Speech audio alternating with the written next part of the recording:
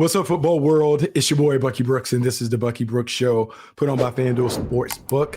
And I am excited today because we're going to talk about what this month is really about. Like, the month of December is the dash for the cash. It's teams getting ready to play their best football heading into January so they can make a run at the Super Bowl.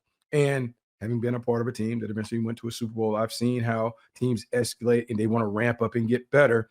And it's really important, not how the team played early in the year, but you want to identify which teams are playing their best ball in the month of December, because those are the teams that are going to make a run in the postseason. Even though most coaches will tell you, hey, let's break up the season into 4 quarters. And the old days, it was let's go 3-1 each quarter. That'll put you at 12-4, and that would give you a chance to maybe backdoor into the number 1 seed, but it would put you in a position to have a top seed. Well, now that you've gone to the extra game and now only one team gets to bye, it is really important that your team is playing great ball, because the playoff matchups, 2-7, those things, they're going to be really contested this year. Particularly, I mean, when you look at both conferences, a lot of good teams are going to be in the postseason, so you better be playing your best ball. But before we talk about that, let's pop up my top 10. These are the top 10 teams as I see it coming out of Week 15. And I know people are going to talk bad because it's whatever. It's top 10. Broncos at number 1. Look, they've won 11 straight games. The Los Angeles Rams, who I believe are the most complete team in ball, they played the Seattle Seahawks, their division nemesis, on Thursday. That will settle it. They are also as complete as they come. That's right, the Jacksonville Jaguars at 4. The Buffalo Bills, leaning on the Josh Allen experience, at 5. The New England Patriots at 6, falling a little bit after they lost the Buffalo Bills after having a big lead, but Drake May is playing at an MVP level. San Francisco 49ers and probably are hanging in there at 7. The Green Bay Packers are sitting at 8, but man, it's going to be hard for them to stay in the top 10 without Michael Parsons and other injuries damaging their potential. The Chicago Bears at 9, and then your Houston Texans at 10. Now, all of those teams are going to be in the conversation, and people are going to talk about those teams at the top, and particularly the Broncos. They're going to talk about the Rams and the Seahawks being teams that should be shoo-ins to go deep on the run. They also talk about some of the teams that you didn't see on the graphic, like the Philadelphia Eagles, the Los Angeles Chargers, also being in it. The Philadelphia Eagles in particular, because they're the defending champs, they're going to win their division.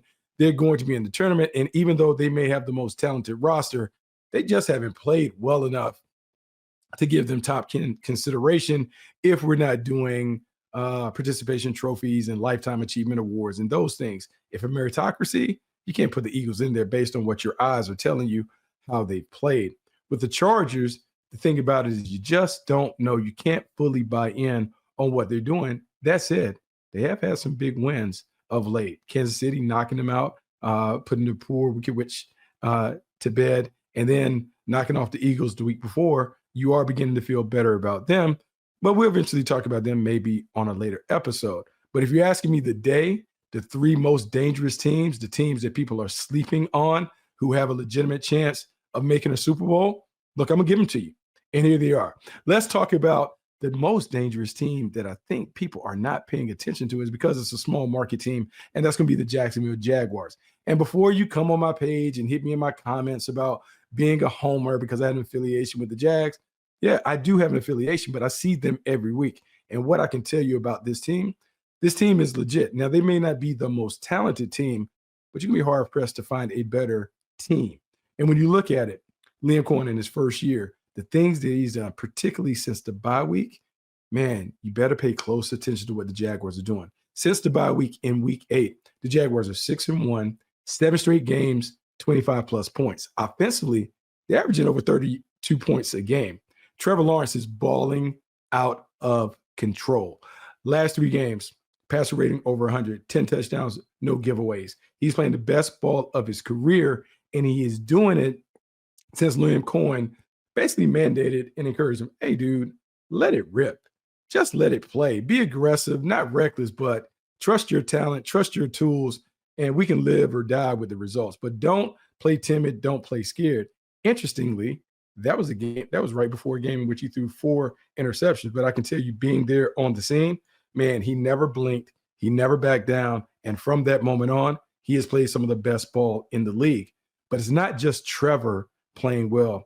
It is, I would say, the weapons that the Jaguars have that has maybe surprised people because their offensive balance is not just run-pass balance, even though they are running more than anybody in football. They're running on over 50% of their offensive snaps since the bye week, which is most in the NFL, but they are balancing the touches and the distribution on the perimeter. So when you think about the passing game, they made the trade for Jacoby Myers. They put him on the outside. He has been the number one. Parker Washington has emerged and been terrific. You have Bretton Strange, who came back from an injury. He's working the middle of the field. Brian Thomas Jr. has done a much better job in being in the role in which they've asked him to go vertical and run out-breaking routes so he can take advantage of his speed and elusiveness in space. And then it's Travis Etienne, who has been just terrific as a multi-purpose threat out the backfield, and his ability to run it, because he's a 1,000-yard rusher, and be a receiver out the backfield creates problems for opponents. So the matchups for the Jaguars are tough. And then defensively, look, outside of another team that we're going to mention in this segment, there's no one turning the ball over like the Jacksonville Jaguars. This is a team that gets takeaways at an alarming rate. They're doing it because Anthony Campanelli's defense is a vision and break defense. They're putting pressure on opponents with simulated rushers, occasional five-man pressures, but zone coverage behind it. More eyes on the ball, more interceptions off tips and overthrows, and you're seeing these guys cashing in. I think it's important that when we talk about the defense, Josh Hines-Allen, you look over the last 7 games, 6.5 sacks. You think about the second level, they got a set of guys that are really getting after it in Foye Oluokun and Devin Lloyd. Devin Lloyd has 5 interceptions at the linebacker position, which is crazy for a Mike linebacker to have that many plays on ball, but it's his instincts, his awareness being showcased in this defense. And then they had a bunch of injuries in the secondary that created opportunities for some young guys to get on the field, namely Monteric Brown, Jarian Jones, and Antonio Johnson. Those 3 guys have taken advantage of those opportunities, and what's that done? It's expanded what Anthony Campanelli can do on defense in terms of sub packages and those things. Now, I know people aren't ready to buy in, but what I'm telling you is when you look at this team and they have a heavyweight matchup this weekend against the Denver Broncos, that's going to be a doozy. But when you look at this team has all the elements that you look for when you're looking at a team that can make a deep postseason run. Now, the next team I'm going to talk about being able to make a run, maybe an unexpected run, was a team that were media darlings in the preseason, and in teams, people have kind of cooled on them despite them exceeding, I would say, expectations. And that would be the Chicago Bears. And the reason why the Bears are a team that can get it done in the postseason this year, the Ben Johnson effect is real. When you think about the first-time head coach, the former offensive coordinator from Detroit, who came over intent on bringing physicality and pizzazz to a team offensively that has been very pedestrian and boring, they're different because Ben Johnson has given them, I would say, some life. He's given them some juice. His competitive arrogance has rubbed off, but more importantly, his X and O's have certainly brought to life an offense that is loaded with talent. When I look at them, they can overwhelm you with just their talent on the perimeter. When I think about what they want to do, first in the running game, DeAndre Swift, and then you think about the other running back, Cal Monagai. They are able to run the football. They can run the same concepts with either back. It is very similar to what he did in Detroit. They give you a lot of eye candy with motions and shifts and those things. And then both of those backs can gut you. I was in the studio when the Philadelphia Eagles had no answer for the Chicago Bears over that game. No answer. They ran up and down the field. They did whatever they wanted to do. They bullied the Eagles at the point of attack, which was eye-opening. Because if they can do the defending champs like that, surely they can do other teams who aren't as talented as the Philadelphia Eagles on the front line. They will do the same to them. And then in the passing game, Caleb Williams is just kind of settling in. And I think what we have to get comfortable with is looking past the numbers when evaluating the performance of a young quarterback and a player. Yeah, we love the completion rates over 70. We love to make sure that the efficiencies and those things are there. But I think it's really about the splash play moments and how these guys perform under pressure. And what I've seen is a nice maturation and evolution of Caleb Williams under Ben Johnson's tutelage. You look at the way that he's connecting with Luther Burden and DJ Moore, Colston Loveland, Cole Kmet, Roma Dunze when healthy. They also have the ability to challenge your ability to match up with their balance, not only run pass, but with the people that they are willing to throw the ball to. And because Ben Johnson does a great job of changing the launch points, giving you a bunch of smoke and mirrors to keep you guessing who's getting it, where they're getting it, how they're getting it, this is a very difficult offense to deal with. And lastly, like this offensive line, man, they are physical at the point of attack. I talked about the Black Friday massacre when they just took the Eagles to the shed. That offensive line can put their hands on you. And as they're beginning to win more games, they're gaining confidence that they can play the bully ball style that never goes out of style in the postseason. When I look at the Bears offensively, they're built to go get it done. But it's defensively why I'm all in on them. And it's funny how somebody can be a bad head coach in 2 stops, but can be a stellar defensive coordinator. And that is what Dennis Allen is. When you look at the Bears, they are getting after it on defense. And I know people are going to talk about, well, last week against the Cleveland Browns, they're playing the Browns and Shador, rookie quarterback, and they're supposed to overwhelm him like that in their home stadium with everything working to their favor. But I'm going to say this. You don't lead the league in turnovers with 30 and have 21 interceptions just on luck and happenstance. They are doing it because they are relentless with their pressure. They're relentless coming after the quarterback and forcing the issue, but they're doing it in a way where their guys are able to prevent the big plays. They're doing a great job of finding the ball. And more importantly, they're catching those opportunities when people make poor decisions or errant throws. 21 interceptions is mind-boggling, but there's more to come. And I think when you dig into them, normally when you see a team that is dominant on defense, that is taking the ball away, you would expect them to be in the top whatever when it comes to sacks. When you look at the sack totals, I mean, they're okay, but they're not great. Montez Sweat has 8.5 sacks, but it only ranks 14th in the National Football League. It's not like they're getting a dominant effort from one player that's carrying them. It's been a collective effort. It's been great scheming. And more importantly, it's been great execution. Now, before I get to the third team, I think we should talk about these odds that FanDuel Sportsbook has on 2 of those teams that we're talking about. So I talked about the Jaguars first being a dangerous team, but look, FanDuel Sportsbook is saying, now I don't know. They may not necessarily agree with my take, but they're saying the Jaguars right now are plus 2,000 to win the Super Bowl. The Bears, it's funny, as much as you would give me a hard time about the Jaguars, the Bears have even lesser odds at plus 2,500, like the Bears, plus 2,500. Now, the team that has the best odds are the team that we're going to talk about right now. That's going to be the Houston Texans. And the Houston Texans are interesting because, 1, it's the rivalry that exists between the Jaguars and the Texans. 2, there is a kind of like a boring feel to the game when you've watched the Texans the early part of the season. Their offense was sputtering. They weren't able to get it done. CJ Stroud had missed some games. You just didn't know what it was. And so they were a bit of a throwback outfit with DeMeco Ryans and the swarm defense kind of carrying the water for the team. And carrying the water has been what they've done. When I look at the Texans, they have the top ranked scoring defense. They're only giving up 16.1 points per game. They've held 12 opponents to fewer than 21 points, and they lead the league in fewest yards allowed with only 269.2 yards per game. They have a swarm mentality, and you hear all kinds of coaches kind of put tags on what they want to see from the team. They want to see them run to the ball. They want to see 11 hats on the ball at every turn. But I am telling you, if you watch a Texans game, and look, Sunday night against Kansas City Chiefs, when you had a chance to watch them, man, they were all over the place, just swarming, getting after it, knocking people off, doing their thing. When you watch them against any other opponent outside of last week, they didn't play to their standard against the Cardinals, but man, they run to the football.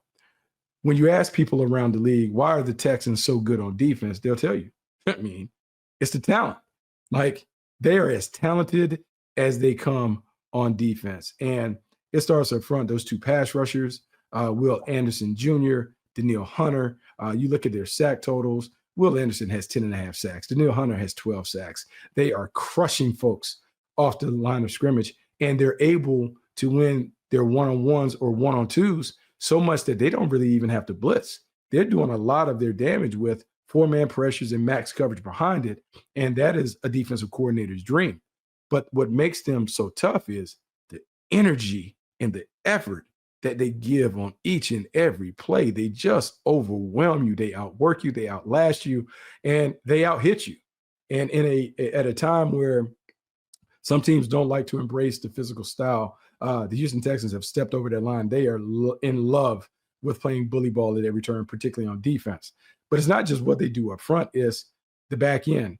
And when I look at their back end, they are just so talented in the defensive backfield. Kamari Lassiter, Derek Stingley, Jalen Petrie. I mean, they just roll people in the secondary that not only can play man-to-man, but they have great vision and awareness and coverage. And when you have two pass rushers like Anderson and Hunter who can get to the quarterback without having to bring extra guys and leave or exploit holes in coverage, it allows you to play sound and solid in the back end. And their sticky covers, their matchup schemes are just very, very difficult. And that is why teams have been unable to score on them. So when I cited the stat early that the 12 teams have been held to 21 or fewer in a league that promotes offense and passing, and they want points put up, that's a remarkable accomplishment for a defense that is loaded with A-plus guys on that side of the ball.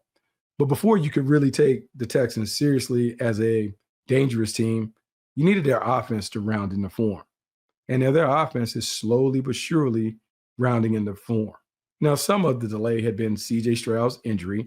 It took him a while to come back from concussion, but since he's come back, you've seen him get better and better. Each week he's coming off a game last weekend where he had 3 touchdowns.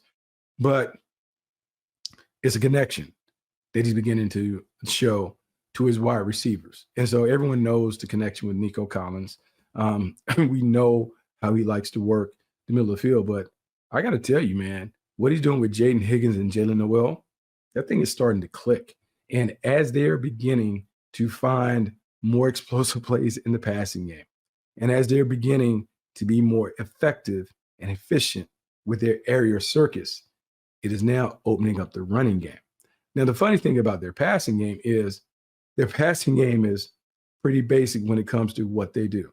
They'll utilize some bootlegs and movement passes. They'll utilize some straight dropbacks and those things, but they make the game very straightforward and easy for the quarterback. But what they do is they make sure that it meshes with what they want to do in the run game. Now, the running game is funny because early in the year, I'm going to say this, they were missing Joe Mixon. Joe Mixon was a big part of what they did in the past. He hasn't been out, hasn't been available. They tried to put Nick Chubb in, but Nick Chubb is no longer the player that we remember when we hear the name. So he's no longer the player that he was when we hear his name. They got these young guys that are starting to play. Woody Marks is doing a really good job. They had a guy, Jawar Jordan, begin to show up. He had a 100-yard game against the Cardinals, and their running game is beginning to gain traction. And so if they can run the ball, control the game, force everybody into these grinded out affairs that they're very comfortable in, man, they are a team that can force you to play on their terms against a defense. This is as good as any defense in the league. In the postseason, no one wants to see that. I would say, look, man, it's the equivalent of playing the old Wisconsin teams in the NCAA tournament, the old Virginia teams when Tony Bennett was coaching them, where they make you play this half-court style and you're uncomfortable. When I look at Texans, they just have the ability to make every team they play uncomfortable. And when you're thinking about teams that in a single elimination tournament that are challenging to play, those teams that can turn any game into an ugly affair, that's why you have to pay close attention to the Houston Texans as we get near the postseason tournament. Now, those 3 teams, Jags, Bears, Texans, my best bets to be the surprise teams that are dangerous when we get to the postseason. But who are your surprises? Make sure you drop your teams in the chat, and maybe I'll discuss it on the next time we have the Bucky Brooks Show. Until then, I want to thank all the cool things that Bleav is doing. I want to thank the support of FanDuel Sportsbook. the great odds they put up there with the Jags, Texans, and Bears. And more importantly, I just want to thank you guys for tuning in each and every week when I have an opportunity to come here and freely talk about what's going on in the National Football League. Make sure you check back later this week. We can post another episode. Until then, I'm Bucky Brooks. This is the Bucky Brooks Show.